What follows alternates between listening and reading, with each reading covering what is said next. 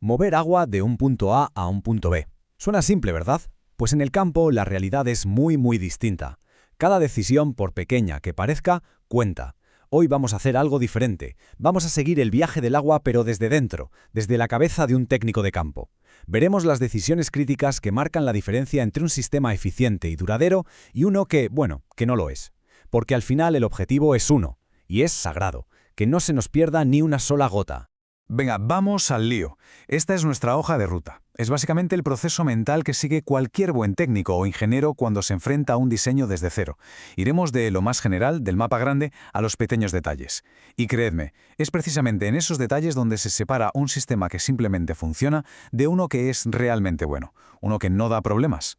A ver, empecemos por el principio, por el error de novato más grande y, diría, el más fundamental. No distinguir bien las dos grandes etapas del viaje del agua. Ojo, porque pueden parecer lo mismo, pero confundir conducción con distribución, eso es directamente la receta para el desastre. La clave está aquí. Es muy sencillo de entender si lo pensamos así. Una cosa es llevar el agua hasta la parcela, y otra muy distinta es repartirla dentro de la parcela. Pensemos en ello como una ciudad. La línea de conducción es la gran autopista que trae el tráfico a la ciudad. La red de distribución, en cambio, son todas las calles, las callejuelas, que reparten ese tráfico hasta cada casa. Son dos mundos, con sus propias reglas, sus propios materiales y sus propios problemas. Vale, ya tenemos el mapa, sabemos a dónde vamos. La siguiente pregunta es ¿cómo vamos a mover el agua? ¿Qué fuerza la va a impulsar? Y aquí básicamente hay dos opciones. O nos aprovechamos de la naturaleza o tiramos de tecnología. Y esta decisión es fundamental. A ver, ¿dejamos que la gravedad haga todo el trabajo, que es gratis, o metemos la fuerza bruta de una bomba? Muchas veces la verdad es que el propio terreno decide por nosotros. Un sistema por gravedad bien diseñado, eso es una auténtica maravilla de la ingeniería. Coste de operación casi cero. Pero claro, el bombeo te da poder. El poder de ir contra la pendiente, de superar desniveles y de manejar la presión con una precisión milimétrica que la gravedad por sí sola nunca te va a dar. Perfecto, ya tenemos la ruta y la fuerza. Ahora toca construir el camino. Y aquí viene la siguiente gran decisión, el material de la tubería. Y por favor, que quede claro, esto va mucho más allá de mirar cuál es la más barata. Aquí lo vemos resumido. Es la esencia de una buena elección. El principiante se va directo al precio. Craso error. Un técnico con experiencia sabe que esto es pura estrategia. Cada material tiene su propio campo de batalla, su hábitat natural donde es sencillamente el mejor. No hay un material bueno o malo en abstracto. El PVC. Bueno, este es el caballo de batalla. El material más común en muchas instalaciones. ¿Por qué? Porque es liso por dentro, tiene poca fricción y dura mucho tiempo. Pero tiene un talón de Aquiles, un enemigo mortal, el sol. Así que la regla de oro, y esto es innegociable, es el PVC a presión siempre va enterrado. Quien no haga esto está básicamente instalando una avería futuro. Es una garantía de que el sistema fallará antes de tiempo. Luego tenemos el polietileno, el famoso poliducto. Este es el flexible del grupo, el que se adapta a terrenos complicados, donde hacer una zanja es un infierno. Pero ojo, aquí es donde un buen técnico se distingue de uno mediocre, en ser desconfiado. Hay muchísimo material de baja calidad y fuera, mucho reciclado que aguanta poquísima presión. La clave no está en la marca, está en 3 letras, SDR. El ratio de dimensión estándar. Para que nos entendamos, es el número que nos chiva cómo de gorda es la pared de la tubería. Y la regla es fácil. A menor SDR, pared más gorda, más aguanta. Hay que comprobarlo siempre. Si no, la presión acabará encontrando el punto más débil y ¡pum! Y por último, el hierro galvanizado. Esto ya son palabras mayores. Es la artillería pesada del equipo. Obviamente por su coste no lo vamos a poner en todas partes. Se reserva para misiones especiales, para situaciones donde la resistencia mecánica es la prioridad absoluta. Ejemplos, un paso aéreo para cruzar un barranco o una zona donde va a pasar maquinaria pesada por encima. En esos casos, la robustez no es una opción, es una obligación. Bien, ya tenemos el camino construido, las tuberías están elegidas. Pero ahora viene lo interesante. Tenemos que entender las leyes invisibles que gobiernan el agua que va por dentro. Ahora entramos en el terreno de la hidráulica pura y dura. Hablemos de la pérdida de carga. A mí me gusta pensar en ella como un peaje, un impuesto energético que hay que pagar sí o sí por mover el agua. Es inevitable. Cuanto más rápido vaya el agua, más largo sea el viaje o más estrecha la tubería, más alto es el peaje que pagamos, más energía perdemos por el camino. Entender esto y sobre todo saber calcularlo es la diferencia entre que el agua llegue con la presión que necesitamos o que llegue sin fuerza ninguna. Y esto nos lleva a un concepto que increíblemente se malinterpreta muchísimo, la diferencia entre presión estática y dinámica. La presión estática es el potencial, es la presión que tenemos con el grifo cerrado, es el podríamos tener, pero la presión dinámica es la cruda realidad, es la presión que nos queda cuando abrimos el grifo, cuando el agua se mueve y empieza a pagar ese peaje de la pérdida de carga, y por supuesto es siempre más baja. Un sistema se diseña para funcionar con la presión dinámica, con la real, no con la teórica.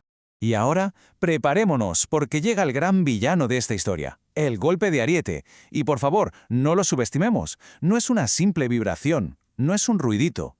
Es una onda de choque, una auténtica brutalidad que viaja por la tubería a la velocidad del sonido, reventando lo que pilla por delante, válvulas, codos, a veces incluso la bomba. Un técnico competente no es que no le tenga miedo, es que diseña los sistemas para que simplemente no pueda ocurrir. Entonces, ¿cómo lo evitamos? No hay una varita mágica, sino una estrategia con 4 pilares. El primero es pura disciplina del operario. Las válvulas se cierran despacio, con cariño, como si se estuviera aparcando un coche de lujo. Las otras 3 ya son defensas de ingeniería. 1. Válvulas de retención para que el agua no se dé la vuelta. 2. Ventosas en los puntos altos para sacar el aire, que es como echarle gasolina al fuego del golpe de ariete. Y 3. El seguro de vida del sistema, las válvulas de alivio, que saltan y liberan la presión si todo lo demás falla. Vale, ya hemos hablado de las venas y las arterias del sistema, que son las tuberías. Pero para controlar el flujo, para gestionar el agua en su viaje, necesitamos algo más. Necesitamos estructuras específicas, que vienen a ser como el cerebro y el sistema nervioso de toda la red. Empecemos por las tomas. Siguiendo con la analogía de antes, son las salidas de la autopista. Es el punto exacto donde se desvía una parte del agua del canal principal hacia un ramal secundario o a una parcela. Si esta salida está mal diseñada, si genera remolinos o se lleva más agua de la cuenta, todo el sistema que viene después va a sufrir las consecuencias. ¿Y qué pasa cuando hay que repartir el agua entre varios usuarios? Aquí entran en juego los partidores. Los partidores son los jueces del agua. Un buen partidor es aquel que es incorruptible, que no se puede manipular. Su diseño hidráulico tiene que ser tan bueno que el reparto sea justo y automático, llueva o haga sol. Y esto no es solo un tema de ingeniería, ¿eh? Esto es la clave para mantener la paz social en una comunidad de regantes.